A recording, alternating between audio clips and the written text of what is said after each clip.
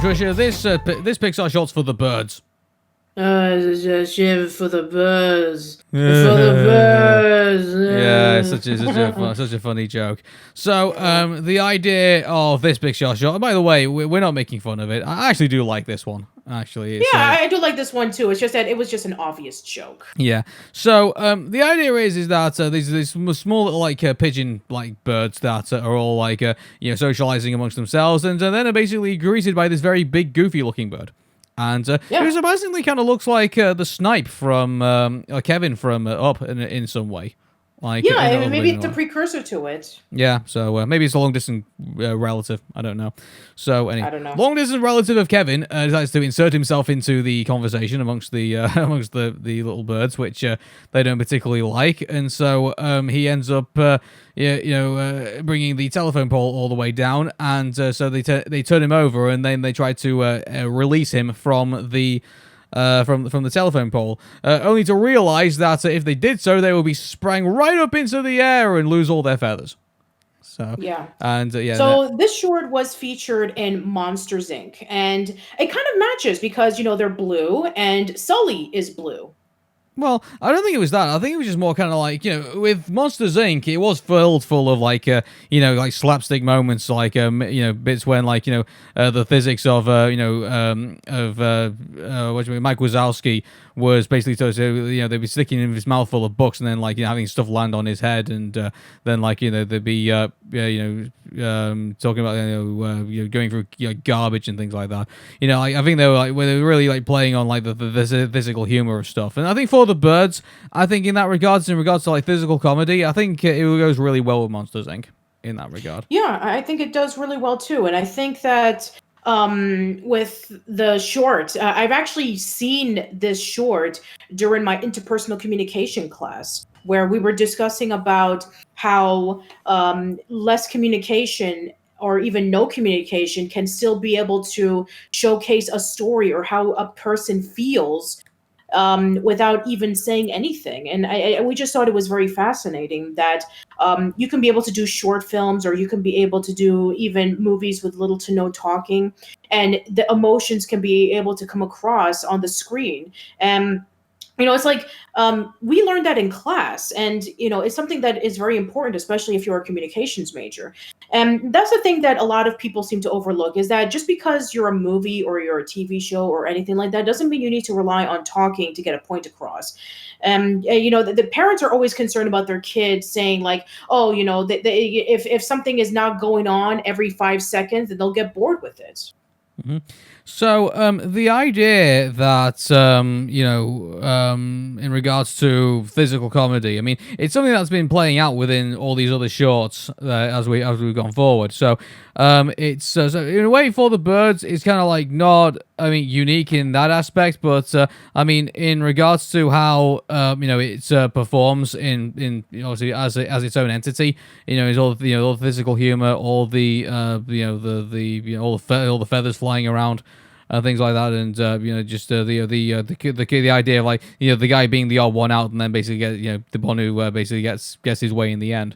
I think For the Birds is a very fun short.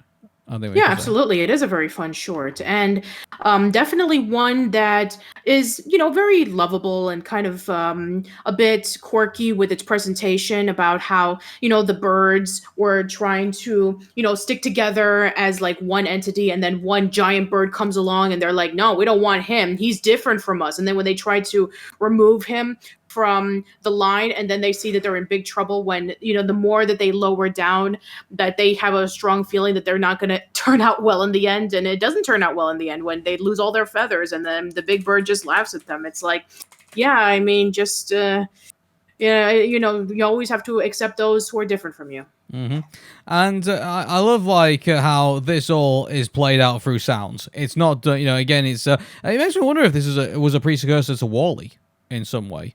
I guess you could say that. It is kind of like a precursor to WALL-E. I mean, to be fair, a lot of the earlier Pixar shorts didn't have any talking. I mean, we had Wally B and Andre, which didn't have any talking, and Luxo Jr. and Luxo didn't have any talking.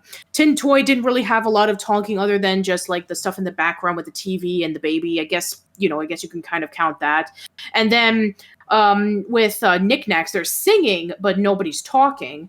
And I guess Jerry's Game, there's laughing, but again, no speaking. So yeah, I guess Pixar is able to prove that you don't need to have talking in order for you to showcase on, hey, just because it's presented in a way that doesn't have anybody talking every 5 seconds doesn't mean that it's not going to be entertaining.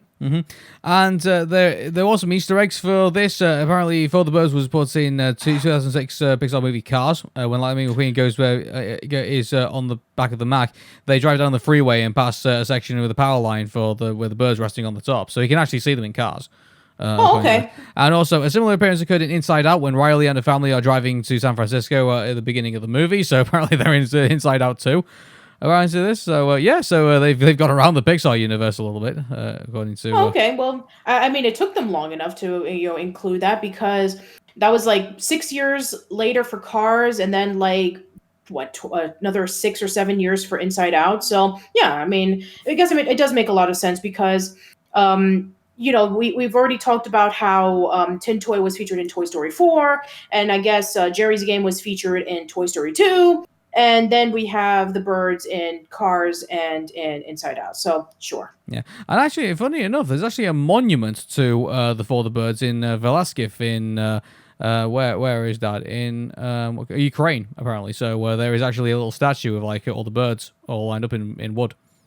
Oh, really? Interesting. Any particular reason why? I don't think there's a particular I can't see a particular reason why, but I think it was just someone wanted to put a statue there of that, I guess. So, I mean, that's really interesting. So, and apparently, in the Ukraine, there is a statue for the birds. So, next time if you're in the Ukraine, then you can, take a look at Pixar history. Cool. All right, everybody. We are going to be pressing on, and Patricia, do you think it's time to get a new car? Yes, it is time to get a new car. So tune in next time as we're going to be talking about the very first Pixar short involving with a movie itself. So we're going to stick in the realm of Monsters, Inc. by talking about Mike's new car. Stay tuned.